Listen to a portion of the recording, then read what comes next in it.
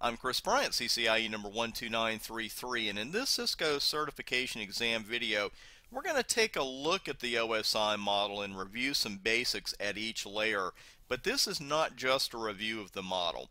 I know this is one of those things you run into when you begin your studies and you look at it and you say, okay, I got to memorize these layers, and maybe you use one of those cute little acronyms to remember the order of the layers. But you've got to know what's going on at each layer, not just for the exam, but also for the real world. So again, I know it's one of those things where when you're learning it, you think, how am I ever really going to use this? Well, I'm going to tell you how you're going to use it after we review a little of what's going on at each particular layer. With the application layer, this is the layer where the end users themselves interact with the network. And we're starting our review, of course, from the top layer down. I've listed some protocols and services there that run at layer 7, the application layer. And don't forget about Telnet in there, because people tend to think that's strictly layer 3 because we're putting in an IP address, but it does run at layer 7 of the OSI model. There is authentication involved. So let's move down one layer to the presentation layer, and really there's one simple question being asked here. How should this data be presented? And in addition to the proper formatting of data, this is also where encryption takes place. The session layer is really like the boss of the entire thing. It's the manager of this two-way communication between two remote endpoints. And this is actually the layer that handles the creation, the maintenance, and the teardown of communications between those two hosts. At the transport layer, we know what happens here. TCP and UDP are running here, and boy, you've got to know both of those protocols inside and out, especially to pass your CCNA and CCNA exam. I've got some videos on YouTube and on my website that can help out as well, but you've really got to have the differences and the similarities down cold for your Cisco exams. Just an exam tip there for your studies. Now, the network layer, this is where you and I as network admins actually start having a great deal of interaction with the network. This is where the Internet Protocol runs, and since routers operate at layer 3, this layer is often called the routing layer.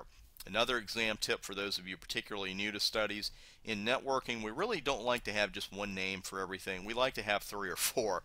So that's just something else to be aware of there. Because really, in a nutshell, routing is a two-question process. What valid paths exist from the local router to a given destination, and what is the best path to take to get there? And note that I say paths here, because we want more than one path. We want redundancy, so if one path goes down, we've got another one. But we also have to make a decision when we have those multiple paths, which is the best path to get our packets to that particular destination. Now, the data link layer, this is where pure switches, if you will, operate. Now, there are layer 3 switches out there today, and they're becoming more and more popular, but that's not what we're concentrating on right now. A pure switch that has no routing capabilities is going to operate at layer 2. And 3 protocols that you'll definitely see on your CCNA exams and beyond, HDLC, PPP, and frame relay, those all operate at layer 2. Now, the physical layer, whenever things get a little complicated, I always like to think, it's all ones and zeros. That's really what networking is. We're taking ones and zeros and we're getting them to the right place. Because whatever data our end users are creating, it's eventually going to be translated, if you will, or turned into a stream of ones and zeros. When you see technical school ads on TV, they always have those streams of ones and zeros to make it look complicated, but it's not. It's the physical layer that handles the actual data transmission itself. And really, anything that has anything to do with a physical cable, whether it's the pins, the connectors, or the electrical current itself, that is said to be running at the physical layer. Now, having looked at each one of these layers in this review, I mentioned that it looks like one of these things you're going to learn and never use again, and that happens in every field, but that's not the case with the OSI model. Because one of the things we do in this business, probably more than anything else, is troubleshoot. We don't get to go into our networks every day and install things from scratch or install routing protocols from scratch, but we're getting phone calls saying, hey, such and such isn't working. What can I do about it? Or more importantly, what can you, the network admin, you and I, what can we do about it? Always start your troubleshooting at the physical layer. Sometimes, and this goes for all of us, sometimes we fall into the trap of looking for an exotic solution. Especially if we've just read a book or we're studying for an exam. It's like, hey, I read this last night, maybe this is it. Well, maybe that's it, but maybe the cable's just loose. And that happens.